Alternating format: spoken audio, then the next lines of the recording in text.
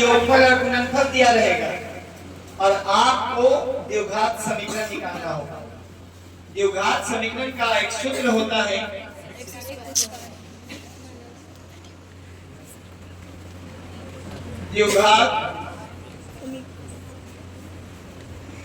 द्विघात बहुपद बराबर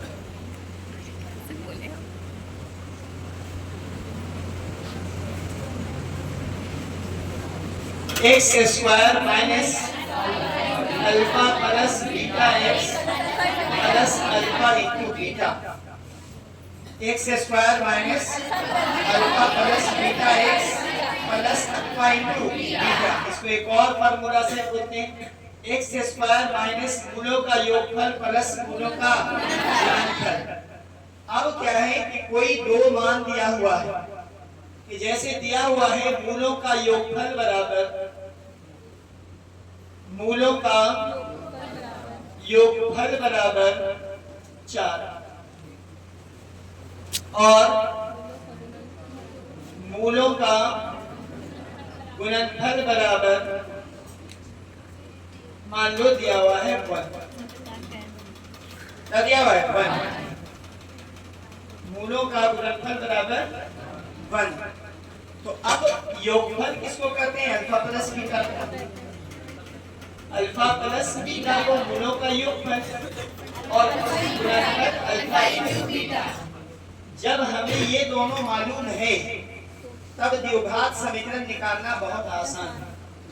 बस आपको करना कुछ नहीं है, वही फार्मूला जो यहाँ है इसको आपको लिखना है द्विघात बहुपद बराबर x square minus alpha plus beta x plus alpha into beta.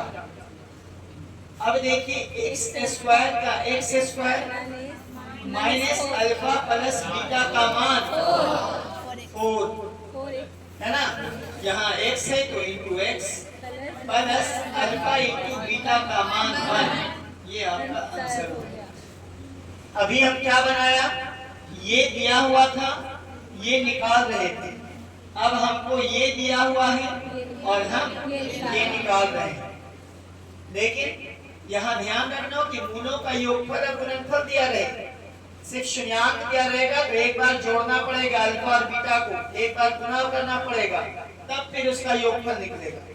तो यहाँ याद ये रखना है कि अगर मूलों का योगफल दिया हुआ है, मूलों का गुणनफल दिया हुआ है, द्विघात बहुपद निकालना है तो इस फार्मूला पर हम क्या करेंगे, बैठा देंगे x square minus alpha plus beta x plus alpha into beta. जो हो गया एक्स स्क्वायर का x square alpha plus beta का मान है ना, अल्फा प्लस बीटा का मान 4, हमने यहाँ पर 4 रख दिया। अल्फा इंटू बीटा का मान 1, यहाँ पे हमने 1 रख दिया। अल्फा इंटू बीटा की जगह पर अल्फा प्लस बीटा की जगह पर 4 रख दिया। ये आपका क्या हो गया, आंसर हो गया। इसको